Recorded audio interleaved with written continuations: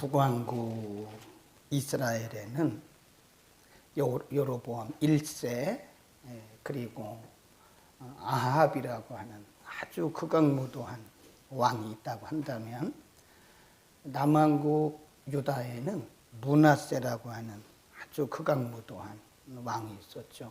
그래서 우리가 북왕국 19명 왕 가운데 사실은 대부분의 왕들이 말씀을 떠났어요. 그리고 율법을 떠났고, 북왕국 19명 왕이 대부분이 그렇다고 한다면 남왕국은 조금 덜하죠. 남왕국은 그래도 많이 북왕국에 비하면 많이 말씀 중심으로 하려고 하긴 했지만, 그 가운데 가장 극악무도했던 왕이 55년 통치를 하면서 남왕국 유다를 완전히 영적으로 몰락시킨 므낫세죠. 므낫세가 죽고 나서 그 아들도 아버지를 그대로 이어받았고, 그리고 나온 왕이 요시야입니다. 하나님의 은혜죠. 거기 보면 앞으로 조금만 가보면 요시야가 8살의 왕이 돼요. 22장 1절에 보면 요시야가 위에 나갈 때 나이 8세라 예루살렘에서 31년을 치리하였다 그랬습니다. 요시야가 왕이 되면서 한 활동, 사역은 성전 수리죠. 성전이 그동안에 완전히 폐허가 됐죠. 당연하죠. 유다 백성들이 하나님을 떠났는데 하나님의 성전을 귀하게 여길 리가 없고, 또 성전세를, 이제 그 당시는 한 사람 한 사람이 성전세를 다 바쳤거든요. 성전세를 제대로 드릴 리가 없죠. 그러니까 요시야가 왕이 되면서 제일 먼저 한 개혁이 뭐냐? 성전을 수리하자. 그래서 성전 수리하는 일을 요시야 왕이 했고요. 그 다음에 성전 수리를 하다 보니까 성전 안에서 율법책이 발견되어지는 거예요. 그래서 그 율법책을 낭독하다 보니까 그 말씀을 읽는 중에 회개용이 일어나는 거죠. 그러니까 어떻게 보면요, 진정한 회개라고 하는 것은 우리가 지정의가 함께하는 회개죠. 근데 그 지정의가 움직이는 것은 말씀이에요, 결국은.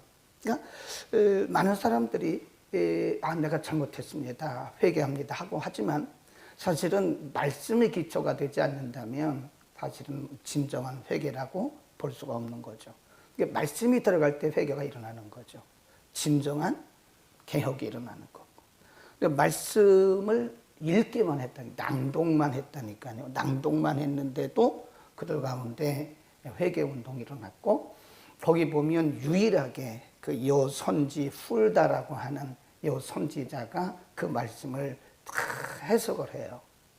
그 전에는 성전을 수리하다가 성전에 그냥 방치되어진 율법책을 발견해서 읽기만 했다, 낭독만 했다니까요. 그런데 훌다라고 하는 여선지가 그 말씀을 한 구절 한 구절 다 해석하는 거예요.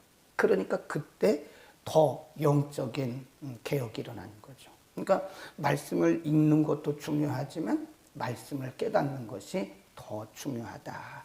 말씀을 깨달을 때 영적인 개혁이 일어나는 것이고 영적인 변화가 일어나는 것이다. 그리고 23장에 가보면요, 요시야의 대대적인 개혁이 일어납니다. 거기 중요한 부분만 한번 줄을 그어보시고 보세요. 23장 4절에 보면 맨 끝부분에 가보면 이런 말씀이 있습니다. 저희들이 바알과 아세라와 하늘의 일천 성신을 위하여 만든 모든 기명을 여호와의 전에서 모아다가 예루살렘 바깥 기도론 밖에서 불사르고 그 죄를 베델로 가져가게 했다. 성전 안에 별게 다 있는 거예요, 지금. 혼합주의죠, 혼합주의. 온전한 신앙이 아니고 성전 안에 별 우상들이 다 있었는데 그것을 뭐 했다고 그랬죠? 4절 맨 끝에 가보면 불살랐다 하는 부분. 그 다음에 5절 중간에 가보면요, 패하며 그런 말씀이 있고요. 그 다음에 끝에도 보면 이렇게 모든 별에게 분향하는 자들을 패하고, 6절 맨 끝에 보면 묘에 뿌리고 이런 표현들이 있습니다.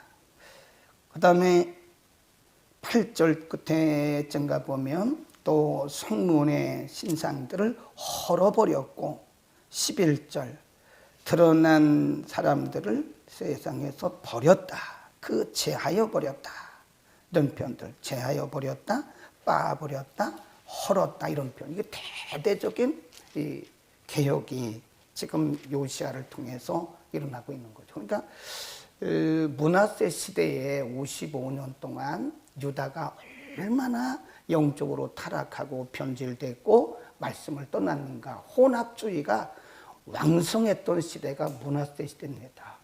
네, 성전 안에 우상들을 가득 채워놓고 하나님도 섬기고 우상도 섬기고, 그 율법책은 저쪽으로 내팽개쳐 있고, 그러니까 관심이 없는 거죠. 그러면서 이들은 유월절을 지킨다고 말했고 안식일을 지킨다고 말했고, 완전 혼합주의, 하나님이 없는 거죠. 지금 그 일을 어린 왕 요시야가 하고 있는, 8살의 왕이 돼가지고 15년 뒤에 했으니까 20대 초반에 성전 수리하면서, 그러니까 20대 초반부터 이런 영적 대대적인 개혁을 했다, 그렇게 보시면 되는 거죠. 이게 사실은 하나님이 세우신 거죠.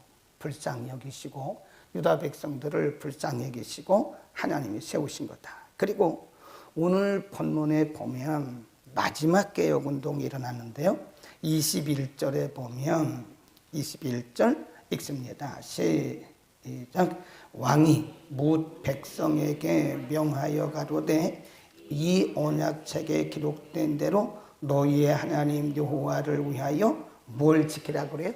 유월절을 지켜라. 그 다음에 22절에 보면 쭉 나가다가 지금까지 사사와 이스라엘을 다스리는 시대부터, 사사가 이스라엘을 다스리던 시대부터 이스라엘 열왕의 때는, 시대에는 유다 열왕의 시대에 이렇게 유월절을 지킨 적이 없다. 네, 어떻게 유월절을 지켰나? 21절에 보면 뭐라고 그랬죠? 언약책에 기록된 대로. 그러니까 사사 시대부터 지금까지 열왕의 시대까지 요시야 왕 때까지 이렇게 말씀대로 유월절을 지킨 적이 없다는 거죠. 그러니까 유월절을 지켜도 자기들 마음대로 지킨 거죠. 기존이 없는 거라요. 그러니까 이 성경을 기록하는 기록자가 이렇게 말씀했다고 하는 것은 굉장히 중요하죠. 이 언약책에 기록된 대로 유월절을 지켜라, 요시야 왕이 말했고, 22절에 보면 이렇게 유월절을 지킨 적이 없었다. 예, 유월절은 오늘날로 말하면 예배입니다. 예배. 그 당시로서는 절기지만 오늘날로 말하면 예배예요. 그러니까 므낫세 시대, 그리고 그의 아들 아몬, 그리고 그 이후에 이 이상으로 가면 그 선조들이 하나님을 예배하는 것을 도외시했다는 거예요. 그들이 안식일을 안 지켰나요? 그들이 뭐 77절 안 지켰나요? 매초절 다 지켰어요. 수장들도 지켰고 월삭도 지켰고 다 했습니다. 근데 그 중심에 하나님이 없는 거예요. 그 말씀대로 한 게 아니라니까요. 그러니까 유월절도 지켰는데 자기들 마음대로 지킨 거지, 이렇게 하나님께서 정하신 대로 하나님의 율법대로 하나님이 가르쳐 주신 대로 유월절을 지킨 적은 없다 그러잖아요.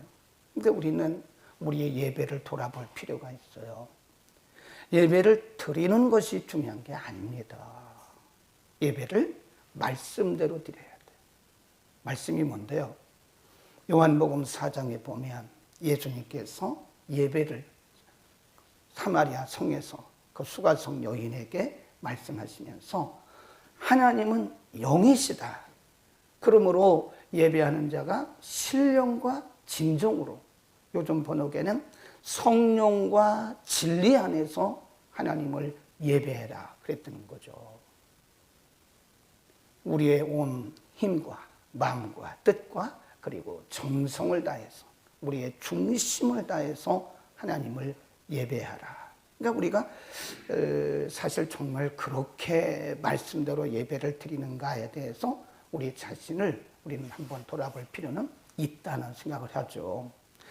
성경이 오죽했으면 이 사람들이 유월절을 지켜왔는데, 지금까지 유월절을 지켜왔는데도 불구하고 이렇게 유월절을 지킨 적은 없다. 이렇게가 뭐예요? 모세가 우리에게 명한 대로, 우리에게 가르쳐 준 대로, 모세 율법에 기록된 대로 유월절을 지킨 적은 없었다. 이것을 다르게 우리에게 적용하면 뭐라고 그럴까요? 성경이 우리에게 가르친 대로 예배한 적이 많았다 이래야 되는데 이렇게 예배한 적이 없었다. 그러면 우리는 진정한 예배자가 아닐 수도 있다. 우리는 우리 예배를 돌아볼 필요가 있습니다. 우리가 습관적으로 드리는 예배, 그리고 우리의 신령과 진정을 다하지 않는 예배, 이런 예배는 사실 이때의 유다 백성들이 드렸던 그 유월절과 별반 다를 게 없을 것이다. 그런 생각을 하고요. 그 다음에 요시야가 마지막으로 개혁한 것이 또 뭐냐? 24절입니다. 24절 읽습니다. 시작. 요시야가 또 유다 땅과 예루살렘에 보이는 신접한 자와 박수와 드라빔과 우상과 모든 가증한 것을 다 폐하였으니 이는 대제사장 hil기야가 여호와의 전에서 발견한 책에 기록된 말씀을 이루려 합니다. 거기 보면 예루살렘에 보이는 무슨 자? 신접한 자. 무당이에요. 오늘날로 말하면. 양신이 역사하는 무당. 박수, 드라빔, 우상. 이게 뭐라 그러냐면요. 예루살렘 안에는 그러니까 신접한 자도 있어요. 네, 그 신접한 자라고 하는 것은 보면 신명기도 나오더라고요. 이 양신이 역사하는 사람들, 귀신이 역사하는 사람들이 신명기도 나와요. 네, 출애굽기도 나와요. 그러니까 이게 신명기, 출애굽기, 모세오경이 주전 1460년경에 기록된 성경이거든요. 그러니까 벌써 수천 년 전부터 사람들이 사는 곳에는 이런 신접한 자, 무당이 있었다는 거예요. 언제나. 예루살렘 안에 신접한 자, 박수, 무당 이런 사람들을 요시야가 싹 이걸 뭐라 그러냐? 혼합주의라 그래요. 혼합주의. 여러분, 혼합주의가요 굉장히 위험하고 무서운 겁니다. 하나님은 우리가 하나님을 섬기되 하나님만 섬기고 그리고 말씀 중심으로 섬기기를 하나님은 원하시는 거예요. 근데 인간이라는 게요, 누구나 많이 기도하다 보면 사람은 영적인 존재입니다. 기독교인만 그런 게 아니에요. 네, 불교인도 깊이 그들이 기도 도량한다고 그러잖아요. 깊은 기도에 들어가면 어떤 영적인 세계를 알아요, 이 사람들도. 그러니까 무당들은 더 잘 알죠. 그 사람들은 매일 정성 들이니까요. 어떤 영적인 걸 알아요. 네. 우리의 미래는 알 수는 없지만 과거를 딱딱딱딱 맞춥니다. 어떤 사람들은요. 생년월일만 돼도요. 이름 안 돼도 딱딱 맞춥니다. 그게 성령의 역사냐? 아니거든요. 그 귀신의 역사예요. 그러니까 어느 시대든지 그런 사람들이 있을 때는 거예요. 사람들을 미혹하는. 인간이라는 것은 기독교에만 그런 게 있는 게 아니에요. 기독교만 방언이 있고 뭐 환상을 그게 있는 게 아닙니다. 불교에도 있고 유교에도 있고 다른 예를 들어서 뭐 이슬람교에도 있다는 거예요. 힌두교는 더 많죠. 힌두교는 그런 게 더 많습니다. 이 사람들은 깊은 어떤 그 묵상이라고 그럴까요? 우리가 하는 그 묵상과는 다르긴 하지만 이 사람들 그런 거 있어요. 깊은 인도에서 가보니까요. 사람이 정말 이렇게 부양하더라니까요. 그럼 그게 성령의 역사냐? 절대 아니거든요. 귀신들이 사람들을 속이는 거예요. 그런 현상들이 우리 기독교 안에 있어요. 지금도 우리는 그걸 뭐라 그러냐? 신비주의라고 그럽니다. 신비주의. 그러니까 여러분, 제가 늘 얘기하잖아요. 뭐 예언한다, 뭘 봤다, 뭘 들었다. 이런 분들을 조심해야 되는 거예요. 그게 신비주의입니다. 신비주의. 그게 기독교에만 있는 게 아니에요. 그게 다 성령의 역사가 아닙니다. 근데 그거를 성령의 역사로 보는. 나는 기도하다가 당신을 봤어요. 나는 기도하다가 당신의 문제를 알았어요. 이거 다 아닙니다. 하나님은 그렇게 나의 문제를 다른 사람에게 오픈하는 그런 비인격적인 분이 아닙니다.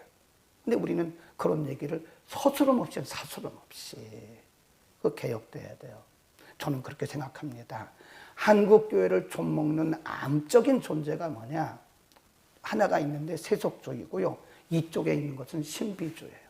세속주의와 신비주의는 거의 같아요. 위로 올라가면 똑같습니다. 세속주의나 신비주의는 굉장히 위험합니다. 그래도 한국교회가 1990년, 2000년대, 2010년대 오면서 교회마다 성경 공부하고 제자 훈련하고 그러면서 이게 많이 정화가 됐어요. 네, 1980년대만 해도요, 이런 신비주의가 교회마다 엄청나게 많았습니다. 네, 뭐 가정에서 가정재단 쌓고요. 아니, 예배는 집에서 드려야지. 그러니까 막 화요 가정재단 쌓고, 이 뒤에 뭐 비녀 꽂고, 예, 한복 입고 다니면서 가정마다 신방. 여러분, 이게 보통 비성경적인지 아세요?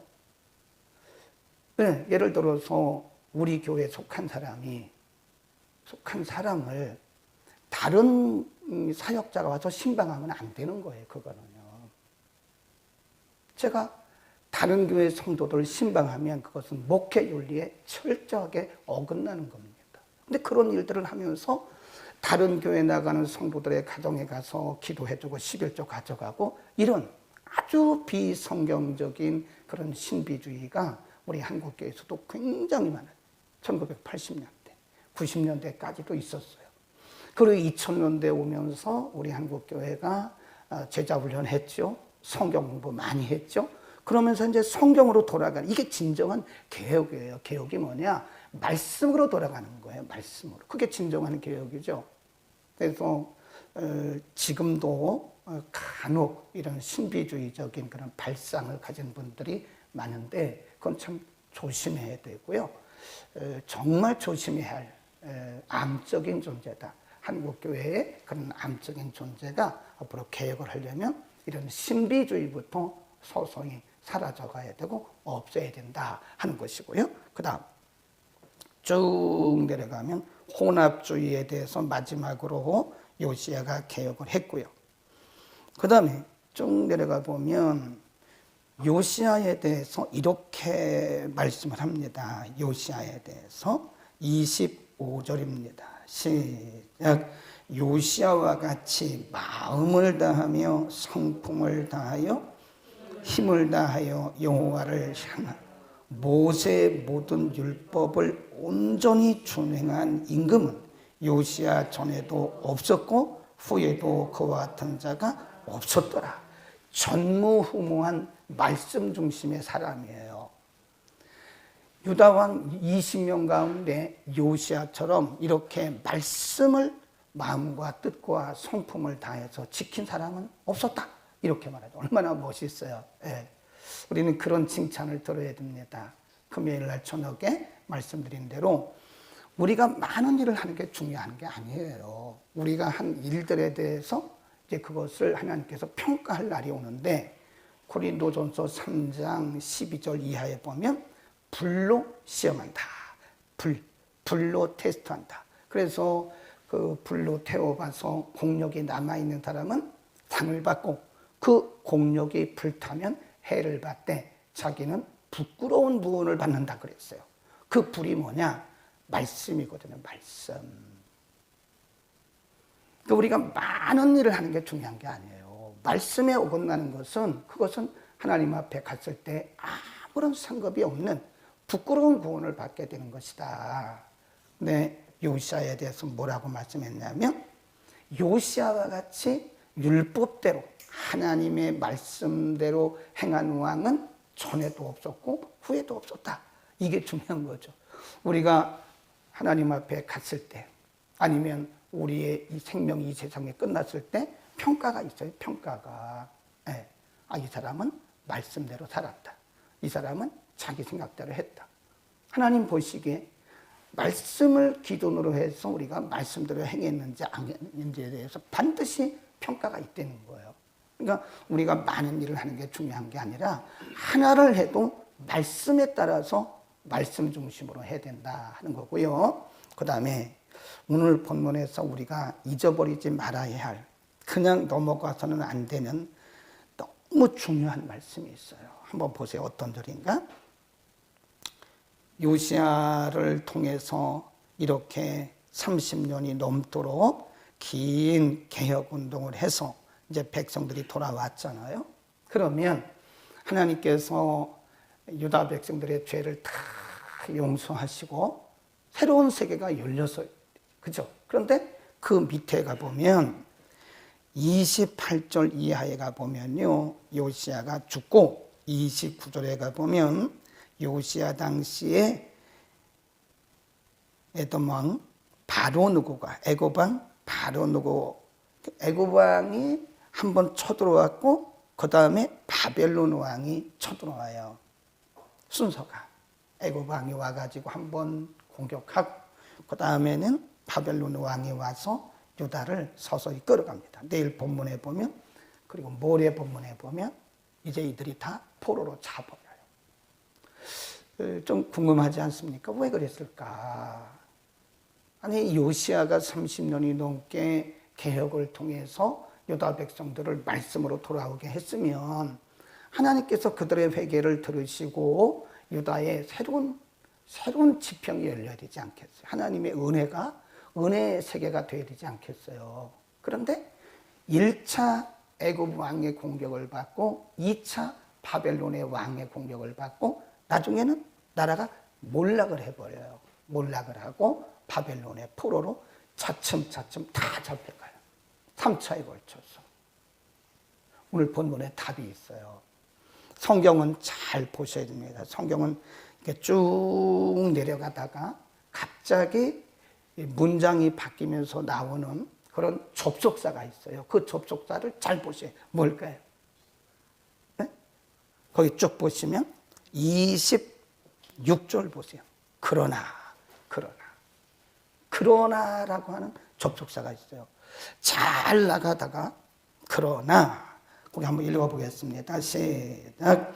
그러나 여호와께서 유다를 향하여 진노하신 그 크게 타오르는 진노를 돌이키지 아니하셨으니 이는 므낫세가 여호와를 경록해 한 그 모든 경로를 인함이다. 타오르는 진노를 돌이키지 아니하셨다. 그 이유는 므낫세 때문에 그렇다. 므낫세 때문에. 예.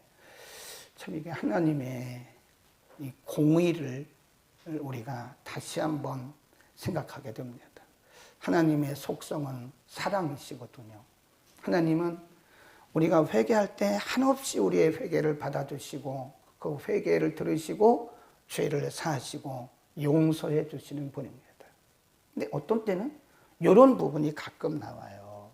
가끔. 그러나 여호와께서 유다를 향하여 진노하신 그 크게 타오르는 진노를 돌이키지 아니하셨으니 이는 므낫세가 여호와를 경록해 한 그 경로 때문이다. 경로를 인합니다. 그리고 결국은 남한국 유다는 1차 애굽 왕의 공격을 받고 그 다음부터는 바벨론의 공격을 받고 바벨론의 포로로 잡혀가요. 그리고 거기서 70년을 포로 생활하고 나오지를 못합니다. 이 그러나라고 하는 것에 우리는 굉장히 주목을 해야 됩니다. 어떤 경우에는요, 다 그런 건 아닙니다. 다 그런 건 아닌데 하나님의 공의가 이루어지는 시간이 있더라고요. 하나님의 공의가. 네. 그래서 그 때가 있던 말을 제가 여러 번 해요. 하나님이 우리에게 복을 주시는 것도 때가 있더라고요. 그 때를 놓쳐버리면요, 정말 소중한 하나님의 복을 놓쳐버립니다. 그러니까 마귀가 우리가 축복받으려고 그러고 우리가 은혜 받으려고 그러면 계속 공격해 오는 거예요. 이 축복 못 받게 하려고. 우리 조심해야 돼요. 하나님이 우리에게 막 은혜를 쏟아부으실 때 조심해야 됩니다. 반드시 공격이 옵니다. 반드시. 예, 어떤 모습으로 어떤 방향으로 오든지 반드시 공격이 와요. 은혜 주실 때 공격하고 축복하실 때 공격하고 때가 있어요. 그래서 그 때를 놓쳐버리면 그와 같은 축복이 올 수도 있지만 안 올 수도 있더라고요. 우리의 경험상 그래요. 그러니까 우리의 대적 마귀가 우리를 아주 축복 못 받게 하려고 얼마나 방해를 하는지 몰라요. 네. 또 우리가 은혜 받으려고 그러면 마귀가 또 공격을, 은혜 못 받게 하려고. 은혜 받는 거 싫어하거든요. 굉장히 싫어합니다. 우리가 은혜 받는 거 마귀가 제일 싫어해요. 그러니까 하나님이 우리에게 은혜 주시고 성령 충만하게 하시려고 하면 반드시 마귀가, 제가 늘 그러잖아요. 조심하세요. 조심하세요. 겸손하세요. 시험 옵니다. 늘 그러죠. 시험 옵니다. 너무 들뜨지 말라니까요. 그렇다고 두려워할 건 없어요. 두려워할 건 없는데 들뜨지 말라고요. 냉철하게 자기를 지켜야 돼요. 누가 무슨 얘기를 해도 자기를 지키고 하나님만 보고 가야지. 여기서 흔들리면 이 기회 다시 오지 않을 수 있다. 그다음에 또 한 가지는 회개도 때가 있어요. 회개도. 물론 우리가 언제든지 회개하면 하나님이 다 받아주시죠. 그리고 용서해 주시죠. 그러나 우리가 치러야 할 대가가 있습니다. 분명히 지금 여기 보면 30년이 넘도록 요시야를 통해서 영적 개혁을 했는데 하나님이 그거를 진노를 안 돌이키셨어요. 안 돌이키시고 말씀하시기를 왜 그러냐? 문화재 때문에 그렇다라고 말씀을 하시는 거예요. 그러니까 하나님께서 그들의 죄는 용서했다고 보자고요. 그런데 그 죄에 대한 대가를 일부분 지금 치르고 있는 거예요. 이 죄는 그래서 무서운 겁니다. 빨리빨리 회개하고 돌이켜야 돼요. 회개도 때가 있는데 그 때를 놓쳐버리면요, 그만큼 우리는 고생하는 겁니다. 나도 고생하고 가족들도 고생하고 주변에 있는 사람들이 나 때문에, 지금 뭐라고 그랬어요? 문화세 때문에라고 그러잖아요. 문화세 때문에. 문화세로 인해서 하나님께서 그 진노를 그들에게도 돌이키지 않는다고 말씀하잖아요. 여러분, 우리는 아브라함 때문에 많은 사람들이 복을 받은 것처럼 나 때문에 우리 가족이 복을 받고 주변이 복을 받고 공동체가 복을 받아야죠. 그런 복은 받아야 되지만 나 때문에, 문화세 때문에 남유다가 이렇게 하나님의 진노로부터 헤어나지 못했다는 그런 평가를 받으면 우리 참 불행한 인상이다. 우리 때문에 축복받는 일은 있어도 우리 때문에 죄의 대가를 치르는 그런 일은 없어야 된다. 그러니까 우리는 말씀대로 살면 됩니다. 먼 훗날 우리를 평가하기를 누구와 같은 사람은 이전에도 없었고 이후에도 없었다. 누구처럼 하나님의 말씀대로 산 사람은 이전에도 없었고 이후에도 없었다. 라는 그런 평가를 우리가 듣자고요. 아멘. 기도합니다. 걸어가신 아버지, 오늘 유다의 신실했던 왕, 하나님께서 한 시대를 쓰셨던 왕 요시야의 마지막 개혁을 우리가 상고했습니다. 하나님의 마음을 기쁘시게 했던 왕 요시야, 율법을 따라서 유월절을 지켰고 율법을 따라서 개혁을 했던, 하나님의 말씀을 온전히 따랐던 왕 요시야. 이전에도 요시야 같은 사람이 없었고 이후에도 요시야 같은 사람이 없었다고 성경은 평가하고 있습니다. 하나님, 그러나 유다를 향하신 하나님의 진노는 돌이키지 아니하셨으니 이는 하나님을 진노케 한 문화세로 인함이라고 우리에게 말씀하고 있습니다. 우리의 생애가 아브라함처럼 아브라함으로 인하여 대대손손 복을 받는 것처럼 우리로 인하여 대대손손 복을 받게 하시고, 문화세처럼 행여나 우리 때문에 주변이 그리고 우리의 후손들이 하나님의 진노를 받는 일이 없도록 하나님, 우리 한 사람 한 사람이 하나님의 말씀 가운데 바로 서게 하옵소서. 내가 하나님의 말씀대로 바로 설 때에 진정한 영적 교훈과 그리고 영적 개혁과 영적 모든 유익한 일들이 열매로 나타나게 될 줄로 믿습니다. 오직 하나님 말씀만 바라보게 하시고 하나님이 우리를 복 주시고 은혜 주시려 할 때에 우리의 원수 마귀가 우리를 질투하고 시기해서 우리를 시험하고 낙심케 하고 갈등케 하는 것을 알게 하소서. 우리의 중심을 잘 지키고 하나님이 주신 축복의 기회나 하나님께서 주신 회개의 기회를 놓치지 않도록 늘 정신 차리고 기도하는 우리 모두가 되게 하여 주옵소서. 예수 그리스도의 이름으로 기도드립니다.